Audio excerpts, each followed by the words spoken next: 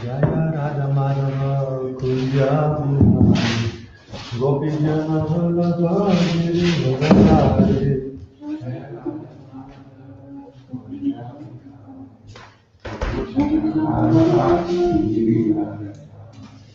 Jaya Radha Madhava Kunja Bihari Gopi Jana Vallabha Giri Varadhari Jaya Radha Madhava Kunja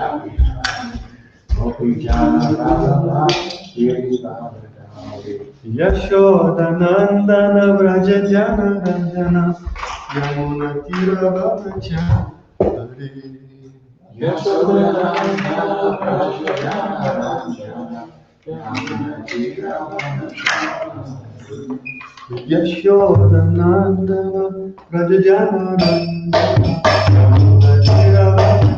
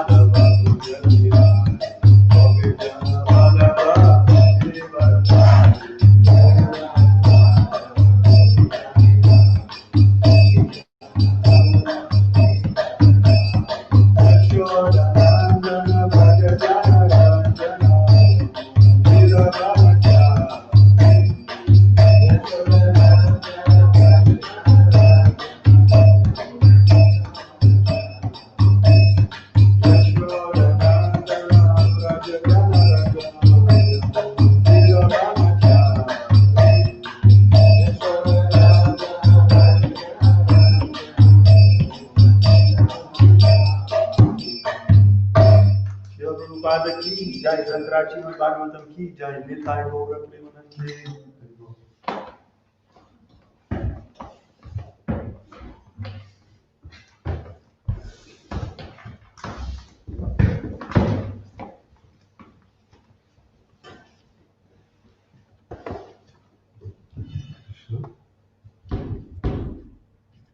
Reading from Srila Prabhupada Lilamrita biography of His Divine Grace, A.C. Bhaktivedanta Swami Prabhupada, founder Acharya of International Society for Krishna Consciousness. This is chapter 8 of volume 5. Prabhupada began talking about changing the temple presidents in Vrindavan. He suggested Harikesh. Guru Das and his wife, he said, could be in charge of the guest house, which was as yet only a hole in the ground. It's Prabhupada's transcendental vision. He called Guru Das again and asked what he thought of his managing the Vrindavan guest house, suggesting he go to Jayapuriya guest house in Vrindavan for ideas about management. But Prabhupada Guru Das said, they charge such low rates at the Jayapuriya guest house. I'm sure those rates must be subsidized. This Mr. Jayapuriya is a Marwari businessman, Prabhupada replied. He's not losing money on a guest house, he's making money. That is the art of management. Yeah. That you have to learn by going there and seeing. But Guru Das felt too exhausted by the austerities of living and managing in India. Where Prabhupada's attention and criticism were so demanding and intense, and where everything was so difficult, he and his wife began to think of leaving Vrindavan. Prabhupada continued to pressure Surabi, calling him in at different times of the day. Why aren't these dated doors up? Prabhupada demanded. I'm trying, Srila Prabhupada, Surabi replied. There are so many things to do. Never mind, Prabhupada said. You have to get it done. These hired men are all cheating you. Don't let them cheat you. It is not easy for all these devotees to collect money. It is all Krishna's money and can only be used for Krishna's projects. Protect that money and see it doesn't go in the hands of the wrong people. I don't want the contractors to become rich men because of our projects. And I want marble on that building. Where is the marble? Where I can get marble, Surabi asked. Why are you asking me these questions? Prabhupada shouted. You are the expert. I don't know. Use your intelligence. Ultimately, Prabhupada's anger with his disciples was incidental. The reaction due them for their foolishness.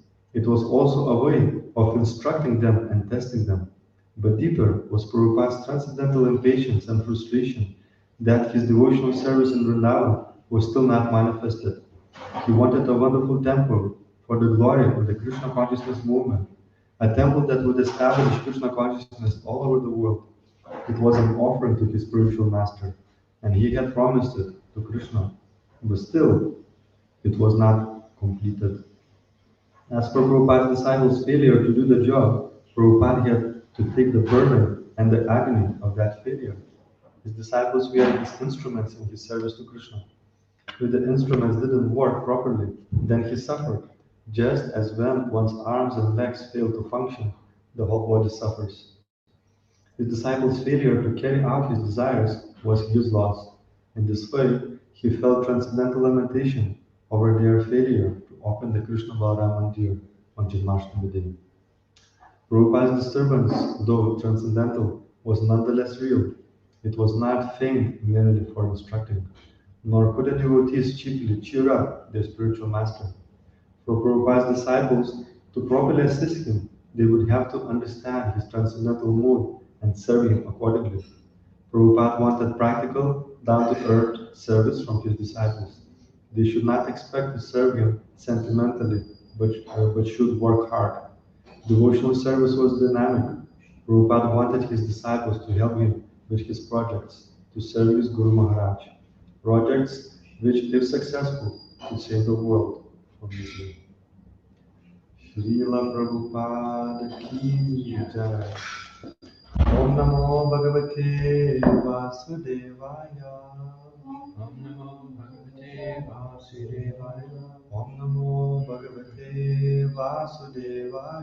Om Namo Bhagavate Vasudevaya. Om Namo Bhagavate Vasudevaya. Om Namo Bhagavate Vasudevaya. Reading from Grantaraj, Srimad Bhagavatam, first canto, chapter 1, text number 19.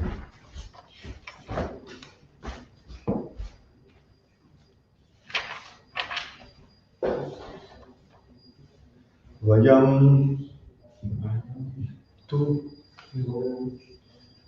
na vidripyama. Vayam tu na vidripyama.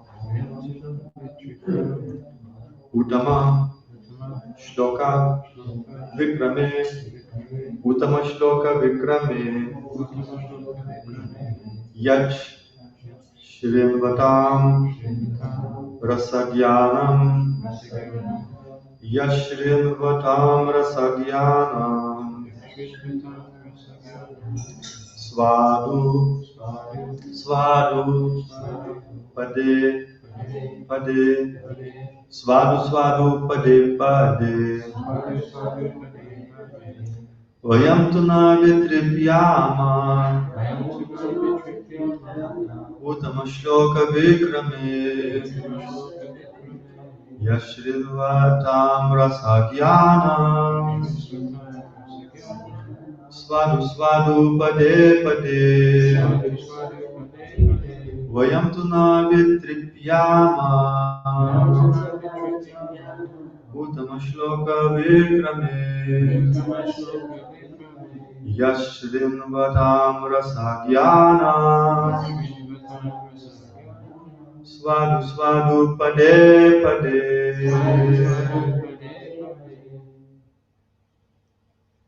Vayam tuna vitripyama Uttama shloka vikrame Yakshinvatam rasagyanam Yashrinvatam rasagyanam Svadu svadu pade pade Svadu Svadu Pade Pade. Vayam tuna vitripyama Vayam tuna vitripyama Uttama shloka vikrame Yashrinvatam rasagyanam Svadu Svadu Pade Pade. Vayam tuna vitripyama Uttama shloka vikrame Yashrimvatam rasagyanam Svadu Svadu Pade Pade. Vayam tuna vitripyama Uttama shloka vikrame Yashrinvatam rasagyanam Svadu Svadu Pade Pade. Vayam tuna vitripyama Uttama shloka vikrame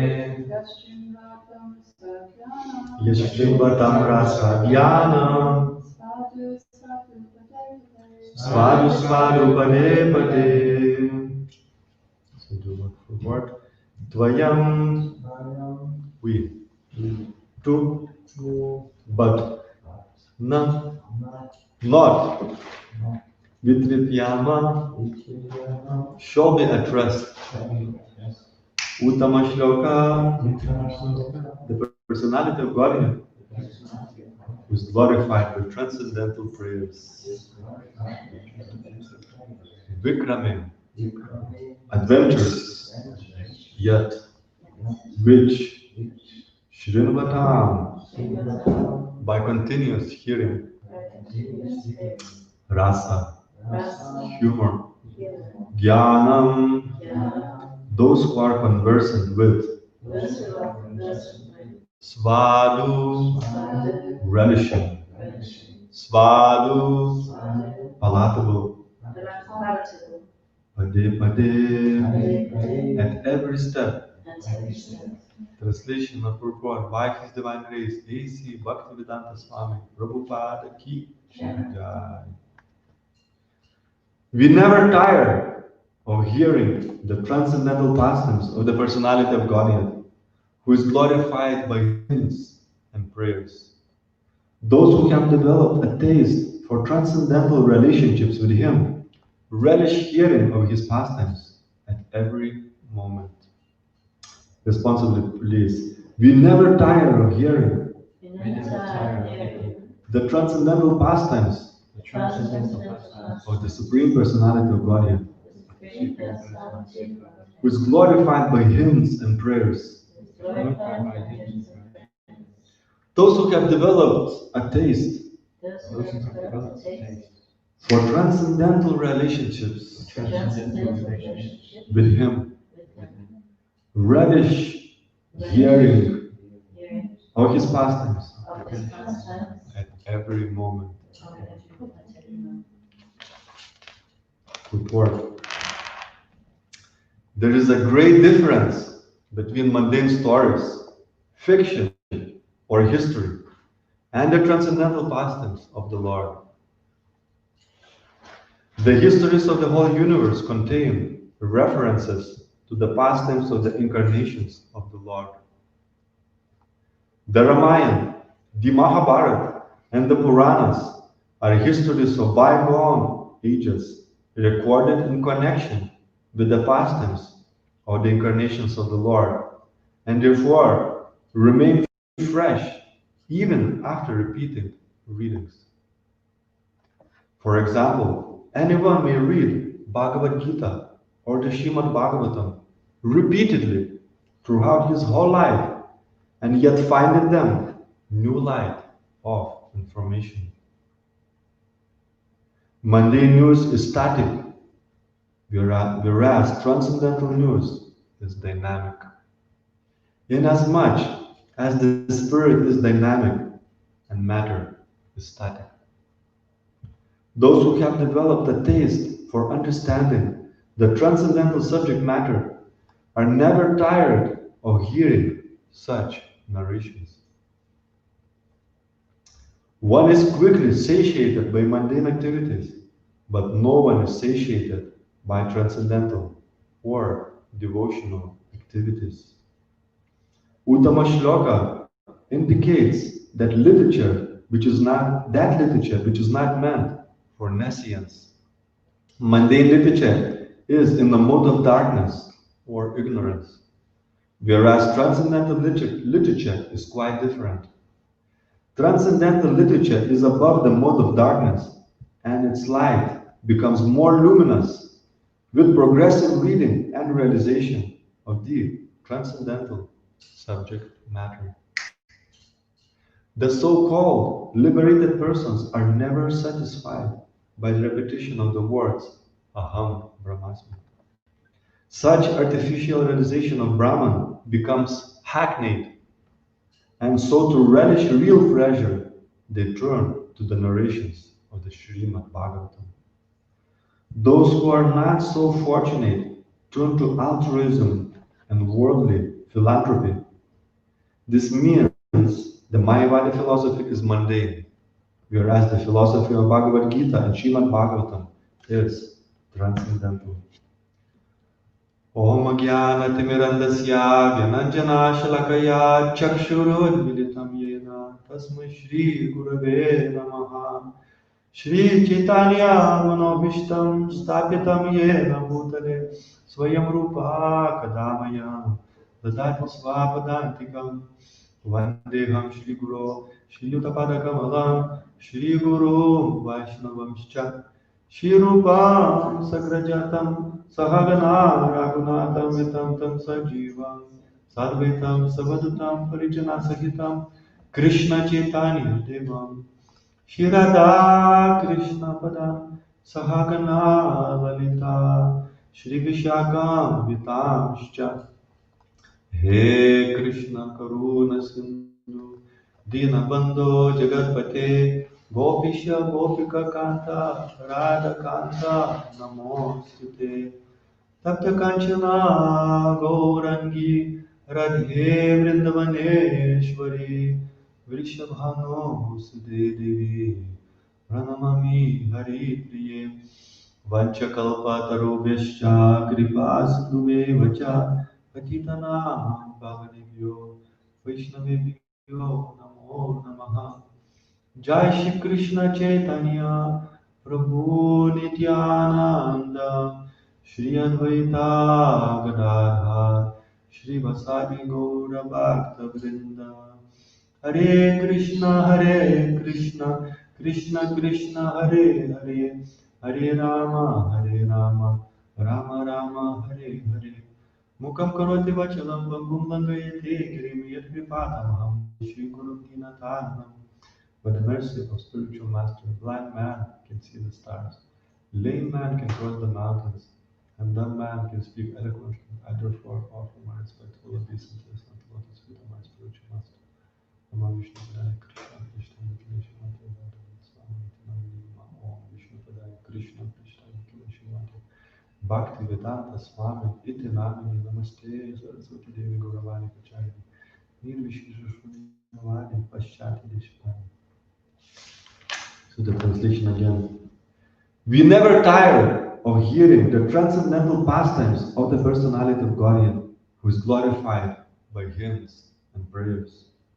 Those who have developed a taste for transcendental relationships with Him relish hearing of His pastimes at every moment.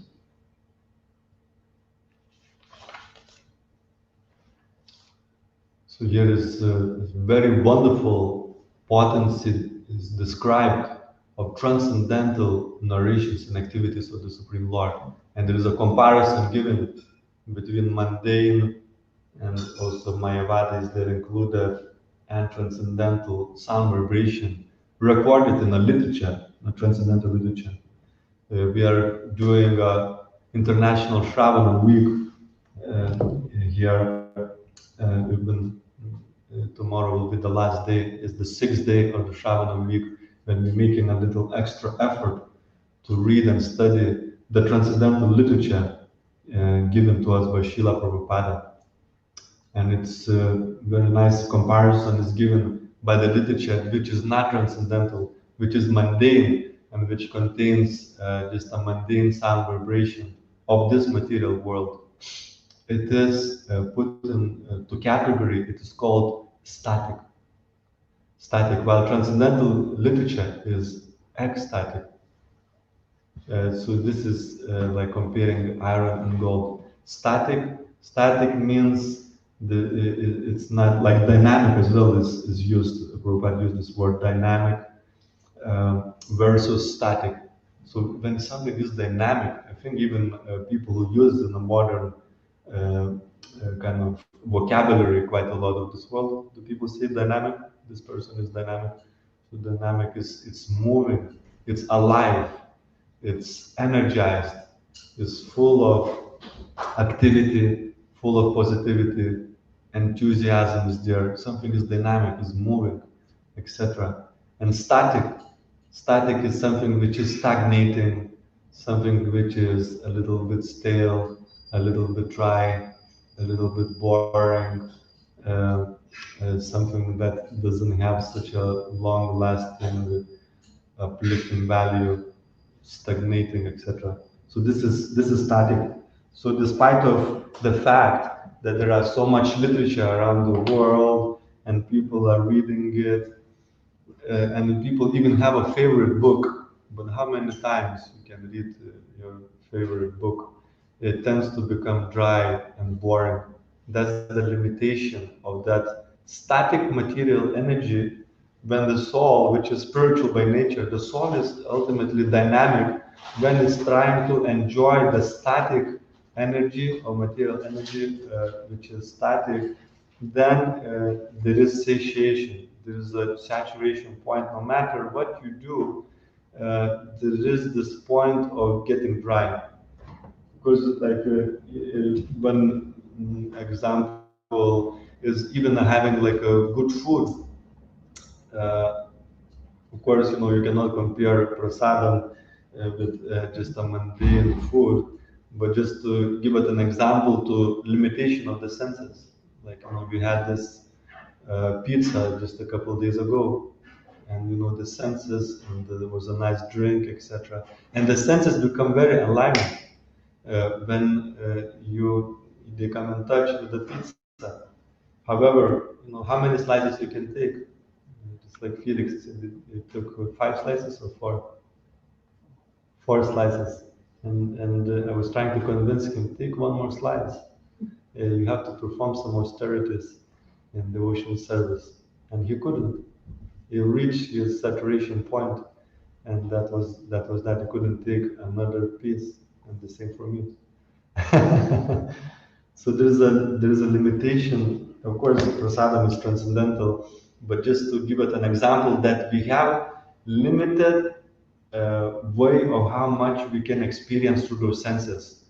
It reaches this point, and that's it. You can be very enlightened. After first slice, it's great. Second slice, it's okay, and when you reach fourth slice, you think, I can't handle this anymore. This is too much.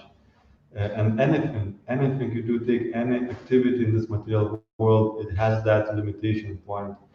And we become so attached to this little pleasure that despite of the fact that we keep trying to enjoy it, and we reach the saturation point, we have to take a break from it, or we have to move to something else and then come back to this one. And it's just uh, doesn't go so deep. It just goes to a certain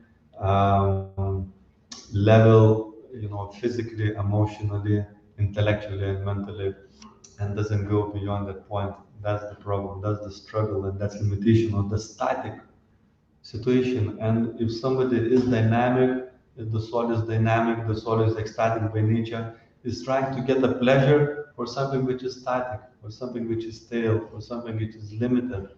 We can't expect to satisfy the soul through enjoying material energy.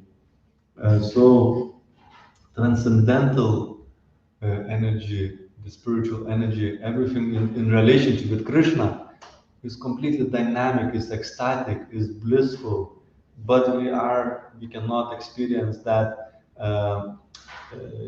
fully through our contaminated senses. It's all covered. However, we still, even in our conditioned state, we can get glimpses of that spiritual energy, and it is far, far beyond any material perception. Even a little bits of that happiness that we experience in the beginning, and then more as we become purified. Even that is far superior to this static material energy. And this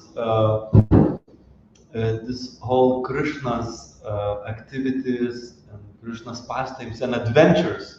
This is such a wonderful word, is adventures. We all looking for a bit of adventure, looking for some excitement in our life. And people get into crazy things, to get a little bit of adventure. Has anybody jumped out of the parachute here? There's many people who jump out of the plane just to get a little thrill, because we have some emotional needs. The soul is looking for that connection with Krishna, so they try to fulfill those needs in this crazy ways. Jumping out of the plane, parachute, climbing the mountains, climbing the Mount Everest, and all that kind of thing. Doing various almost crazy what's called bungee jumping. So people do extreme things just to get a bit of sensual thrill, uh, to energize their limited static senses that has become dull in this material world. And that's another problem. You gratify your senses and they become dull. They reach that saturation point, and after that point, like with that pizza, you can keep feeding. It becomes even painful. The very thing that is giving you pleasure materially, if you keep overdoing it, you become so attached to it, it becomes a source of misery and source of pain. Even sex life that people value so much in the modern day, it has that saturation point, and it can cause misery at the same time. To the degree you become addicted and attached to something, to the same degree you'll suffer when the source of your attachment becomes removed. It's a complete misery. But in a spiritual sense, even if you become very, very attached to Krishna and you're feeling separation from Krishna, that is the greatest ecstasy. The very thing in material world that causes you so much pain, your attachment, in a spiritual world is completely opposite. The greatest happiness, in a sense, or ecstasy, is considered to be in separation from Krishna, and so that even the misery is ecstatic in the spiritual world. Uh, so this is what we want to become transferred to. How to make that transition from attachment to matter to attachment to spirit. Matter is become hackneyed. John Prabhu, you're our very encyclopedia, walking encyclopedia. Can you define the word hackneyed? What it means? Hackneyed. Yes. The word hackneyed, it means it's overused. Right. It's lost its sort of fashion style, really. It's just plain. Mm. Nothing's happening, it means it's dull. Dull. It's lost its shines. Yes. So that's it. That's it. So this is the nature of material energy. Like if something becomes hackneyed and dull, it's like, or and you know, I don't know whether you experienced in your life, but we all get days like that when you wake up and you step out of the bed, or you don't even want to get out of the bed. It's like hackneyed. And when you eventually do get out of the bed, you get out with the wrong leg. And you know you trip on the way to bathroom, and you kind of you're trying to get soap, and the soap slips out of your hand and falls somewhere. No, it's one of those dull days. It happens to all of us occasionally.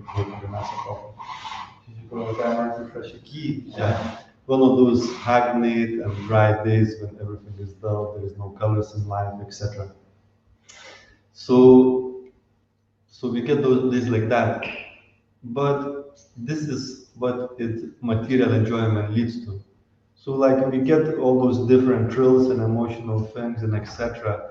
But ultimately, this is where it leads to this over gratification, exhaustion of juice. Is called in Sanskrit.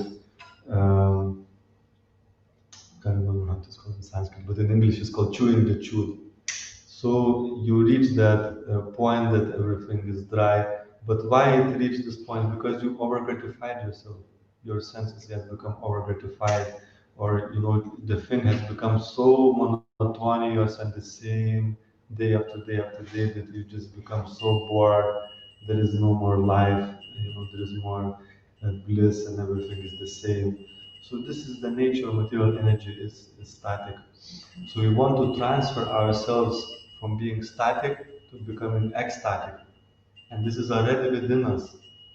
It just needs to be awakened, that taste. And this taste awakens by coming in touch with Bhagavad. Bhagavatam, Bhagavad person and Bhagavad book, and rendering service to them. Rendering service to the personality Bhagavad and to the book Bhagavad. And Bhagavad means it's the Lord. Bhagavatam is the Lord, and the personality Bhagavatam is the person who exemplifies and lives fully according to the book Bhagavatam and is surrendered fully to the personality of Bhagavat, Supreme Person, Krishna. So by coming in touch and rendering service to this, we are starting to awaken in our taste. And this literature, transcendental literature, is not different from Krishna, because it's full of those stories and histories and qualities and pastimes of the Supreme Personality of Godhead. And by engaging our hearing process and receiving this literature, this is how we serve this literature. We serve the Bhagavad devotee and all those who are engaged in the service of Bhagavad devotee. And as we read in the second chapter of Srimad Bhagavatam, this is the way to get that affinity and attraction to the message of Krishna. Then the taste becomes awakened by rendering service to the devotees, and the more is the caliber of devotee, the more that purification takes place, and the more that a taste awakens. And of course, a devotee may not be on transcendental platform, but he is fully engaged in the service of Guru. Then that is, it may not be, it may still be neophyte devotee, but that is considered neophyte pure devotee. So if one is fully engaged in that devotional service, may not be a pure devotee in terms of Uttama, that his heart is completely purified or her heart. But if one is fully engaged in the service of the Lord, then if you render service to that devotee, that is also almost like a rendering service to pure devotee as well. So this is how the taste is awakened, is by that eagerness and enthusiasm to serve devotees. But that enthusiasm cannot be just forced and artificially and physically. It has to be sustained by certain energy and potency that comes from hearing and chanting the transcendental literature. So it works both ways. By serving devotees, we get this inspiration to study and read, and by studying and reading, we get in the beginning, the taste may not be there, but we get a philosophical conviction of what we're supposed to be doing. We may not be on the platform, because if you know that something is really good for you, even if you not have taste for it yet, you're gonna do it. For example, if you are suffering miserably for some disease and somebody gives you this very bitter medicine, I remember when I was a kid, his mother gave me this, I can't remember the disease, but he gave this very bitter tablet and you're supposed to chew it, you're not supposed to swallow it, but you have to bite it and chew it and then swallow it. Very, very bitter. But what she did, she put it in the sugar and a little bit of sugar, and then I was able to take it. Otherwise, small kids they would not take anything bitter, refuse it. So that sugar in the beginning is not so much, or very little, or even it's none. It's just bitter. You chant is bitter. You read is bitter. Personally speaking, I went through some stages in spiritual life. When you read is bitter, you chant is bitter, the association is bitter. However, at that times, what keeps you going is that intellectual conviction that this is good for me. At the moment it tastes bitter, but I see the people who are relishing it. They're just like enlivening. Like you meet Janananda Goswami is almost 70 years old or something. He's just energized, totally energized. Like he's young devotees, you read in the books describing Prabhupada's pastimes. There's so much energy, so dynamic, so energized that even on the morning walks, the young devotees could barely catch up with Prabhupada. He was so energetic and so dynamic, and everything will become alive. And the temple is struggling a little bit, is the daily routine and everything, doing things, etc. Prabhupada comes, just everything is just exploding. Everything is falling into place, mystical, magical things happening, and etc. This is the dynamic thing. So we may be a little bit going through some bitter stages or bitter patches, some anarthas coming out or some mentality coming out. We were critical of devotees, we're finding fault, by you become accustomed by this material world, finding a fault, etc. So the mind is getting purified, and this fault-finding mentality is just coming up to the surface. Then everything can become bitter. But you have this intellectual conviction that this is the right thing for me to do. So even if it is bitter, I'm gonna do it because it's right, and I know this is what I'm supposed to be doing. And I just, what is that saying? Grin and bear it. Is it the same? Grin and bear it. Grin and bear it. How do you spell it? Grin and bear it. Grin. Grin. What does it mean, grin? Smile. So here you go. I just heard it saying many times, but it gives another light now. I just even used it in my language because they would just say that, just grin and bear it. I didn't realize it was smile. I thought it's just to put, this face and you just keep going. But grin and bear it means like a tolerated. So put a grin on your face. You don't have a taste. The only taste you may have is just for prasadam, and you live from plate to plate. Also, you have to admit sometimes they feel like that, and just living from plate to plate. But between the plates, between the breakfast and lunch, simply grin and bear it. because this is right thing to do. And why do you know it is right thing to do? You see a people who are relishing it, who are relishing the Bhagavatam, who are relishing Bhagavad Gita, relishing Krishna consciousness. And if nothing else that you are relishing now, just relish breakfast and you relish lunch and you relish dinner, that's a good beginning. And in between those, grin and bear it.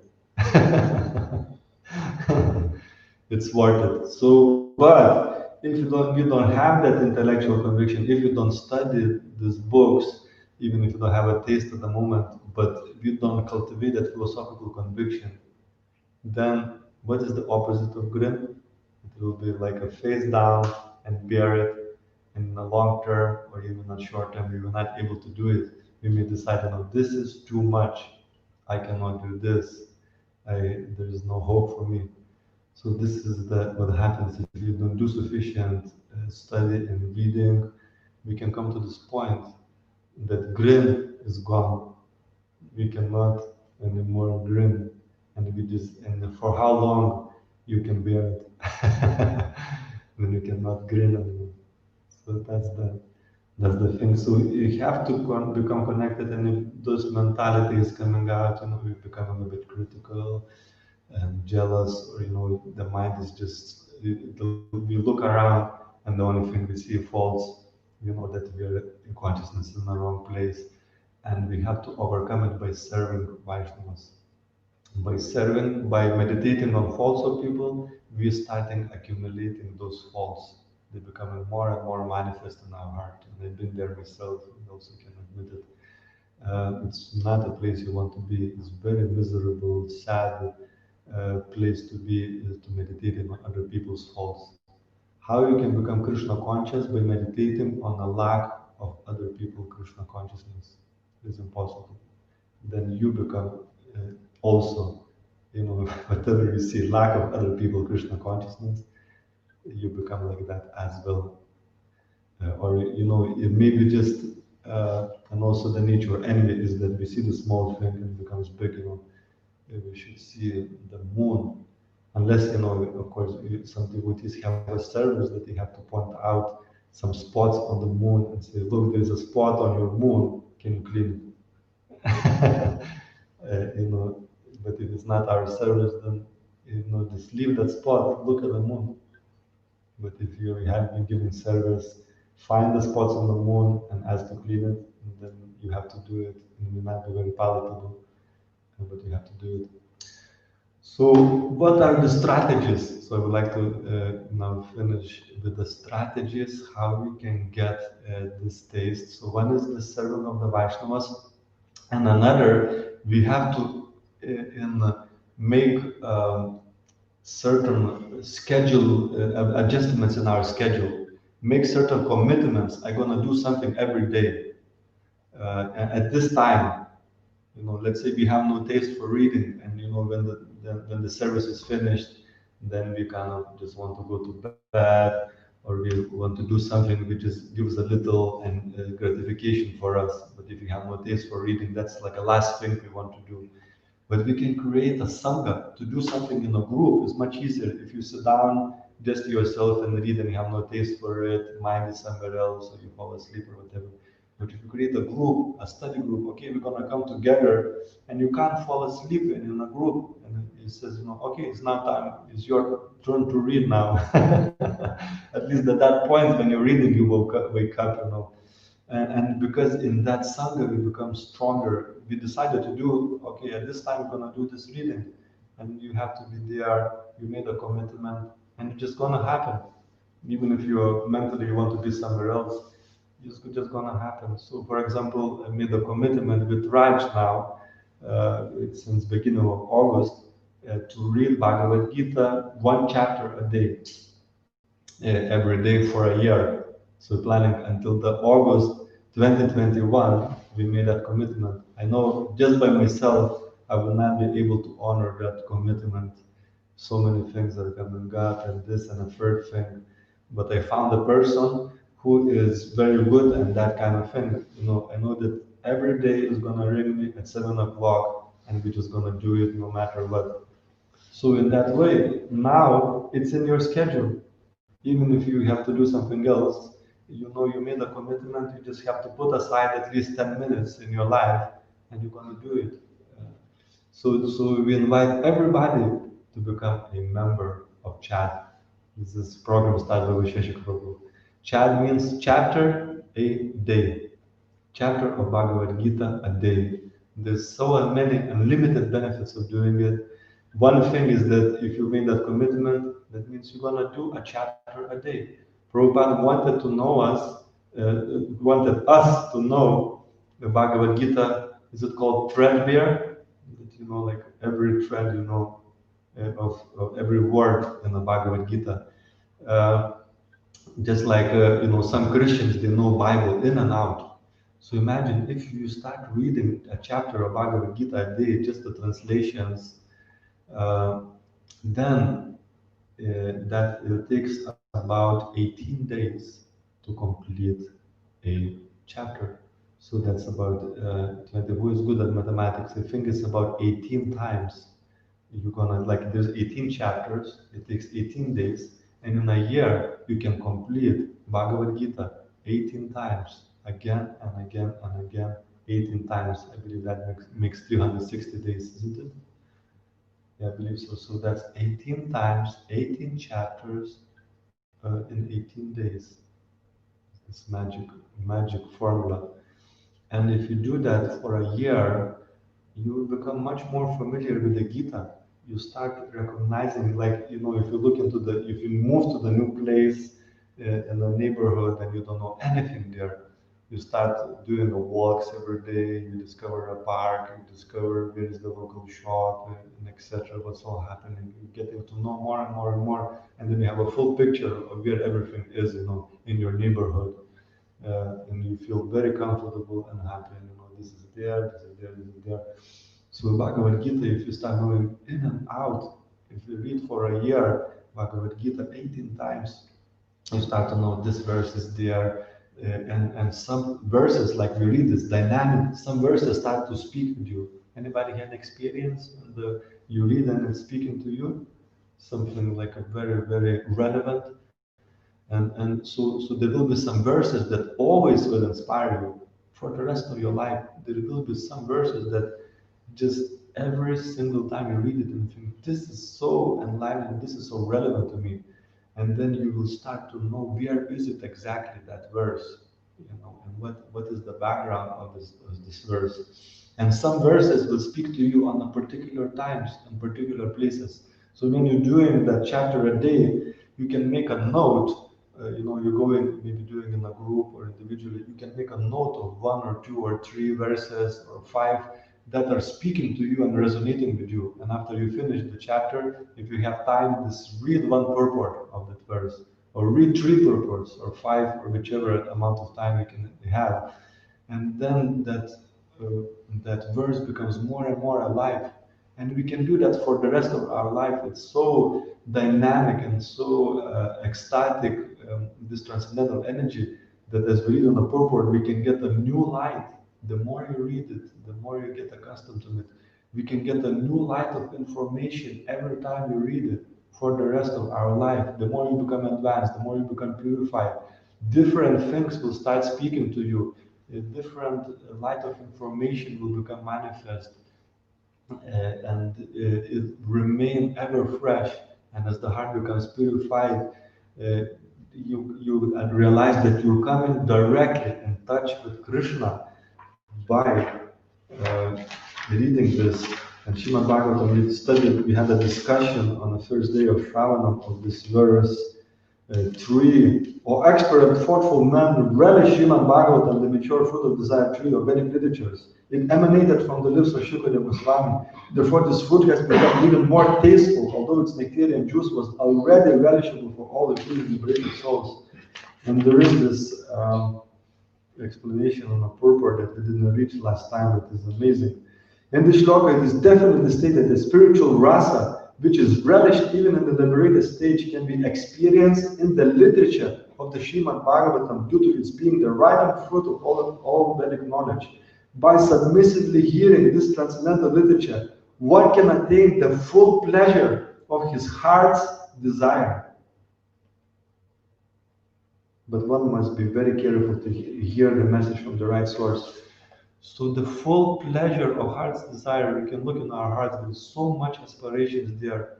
We're becoming in touch with this transcendental message, and as we become purified and develop taste, it can fulfill the full pleasure of heart's desire for rasa, for relationship that only Krishna can fulfill as this strive for a spiritual relationship. And Bhagavad Gita studying Bhagavad Gita every day is becoming a member of Chad. It's a wonderful way because Bhagavatam is devotee speaking about Krishna, and Bhagavad Gita means Krishna himself speaking. It's the words of Krishna. It's not different from Krishna. Associating personally with Krishna by hearing Bhagavad Gita every day. So I invite you to become a member of Chad. And today at 7 o'clock, I will give you a little taster on Zoom. Whoever wants to join in, we'll do just a chapter of Bhagavad Gita. I think it's a chapter 12, actually. Yesterday we did 11. So there is a chapter 12. It's the shortest chapter. Maybe.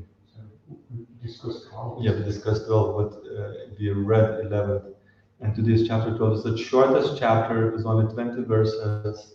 It will take 7-8 minutes at the max.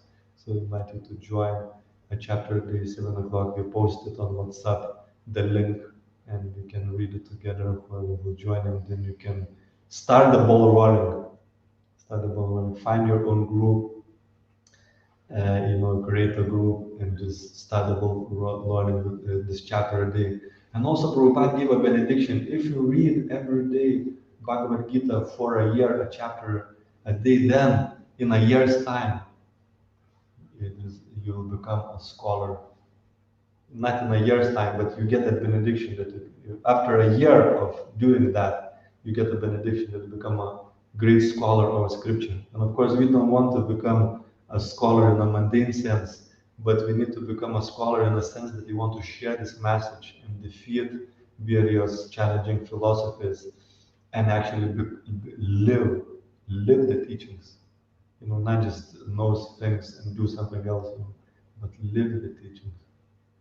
So we're not of time, so there is no time for questions, but we'll stop here. Grantaraj Srimad Bhagavatam ki jai, Srila Prabhupada ki jai, Nitai Gaura Premanande. You can ask a question first.